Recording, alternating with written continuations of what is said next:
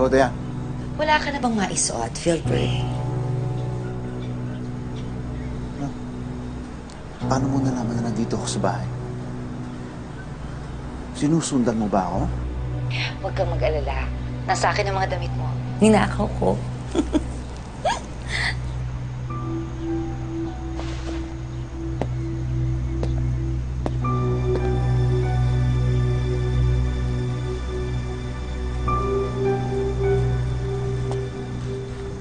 Paano ka nakapasok dito?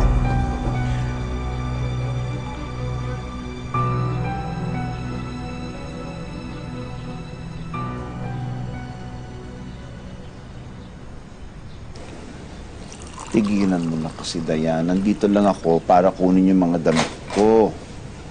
Naghihintay si Janice sa ospital. Oh. Masyado ka namang tense. Ano ka ba?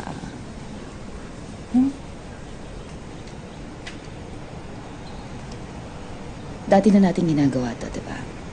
Bakit parang biglang nag-iinarte ka, ha? Tigilan na natin to, Dayan. Hindi, Philbert. Ikaw ang tumigil. Maglalokohan pa ba tayo, ha? Alam kong alam mo na kailangan natin ng isa't isa. Mahal natin ang isa't isa, Philbert. Pare, sanay naman ako sa karinyo brutal na relasyon natin dalawa. Hayaan mo ako ang dala. Come on. Ako na bahala.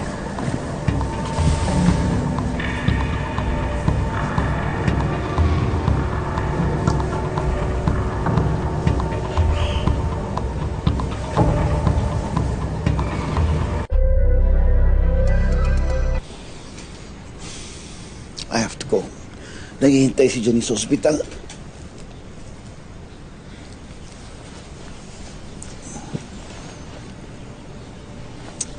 Kailangan kita, Philbert.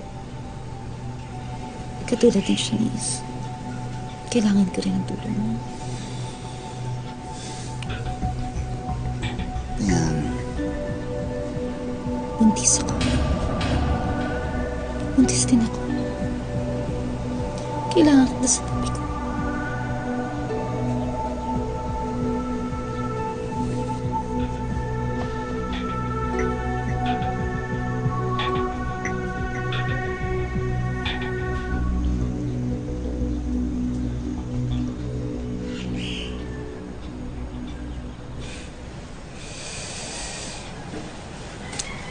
Lahat gagawin ko para ipaglaban ang buhay mo, anak. Mahal na mahal kita. Mahal na mahal ka ng daddy mo. Walang sino man ang pwedeng umuwi sa'yo. Hindi ako papayag. Hindi ka namin papabayaan. Bibigay namin sa'yo ang buong mundo. Ngayon pa lang sinisiguro ko na ang bukas para sa ating tatlo. Dapat tayong tatlo lang. Walang iba. Dapat matanggal ang sagapan. Kung pinili ni Philbert si Janice dahil ito ay nabuntis, paano naman ngayon si Dayan nabuntis na rin? Sino na ang pipiliin ni Philbert? Grabe yung traffic na yan. Sakit pa rin ang likod ko. Gutom na ako. O sige, magluluto muna ako, ha? Ay, hindi na. Sige na. Ako na magluluto. Magpahinga ka na, ha? Hindi na. Ikaw, pawis ka na nga eh. Ulungan mo na lang ako mamaya, ha? Palit ka na.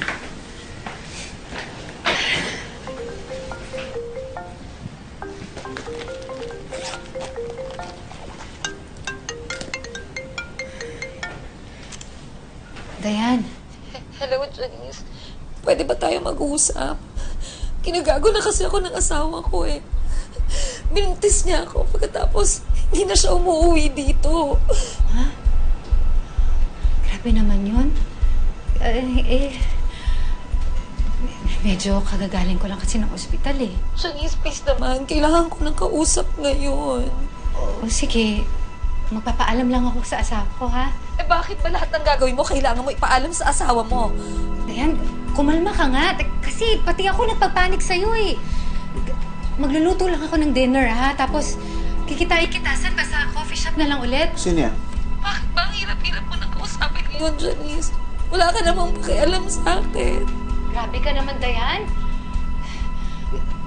Siyempre, meron din ako mga kailangan gawin. Naiintindihan ko naman yung pinagdadaanan mo, eh.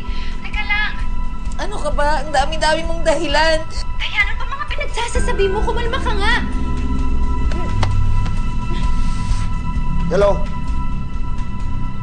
Tigilan mo na kami ng asawa ko! Gusto na namin manahimik!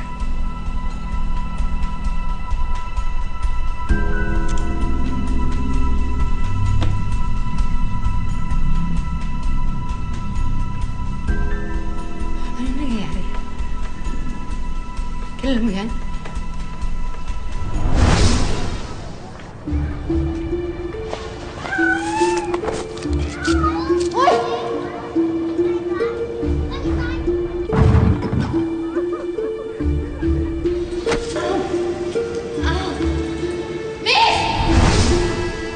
Filbert! Sagutin mo ako! Ano nangyayari? Janice. Ipapaliwanag ko sa... Anong ipapaliwanag mo? Filbert! Anong ipapaliwanag mo? Ano? Ano? Naglulukuhan ba tayo? Ano? Sino si Dayan? Ha? Anong ipapaliwanag mo? Janice. Mahal na mahal kita. Magtiwala ka sa akin. Aayusin ko ang gulo ito. Ayusin mo! Ayusin mo!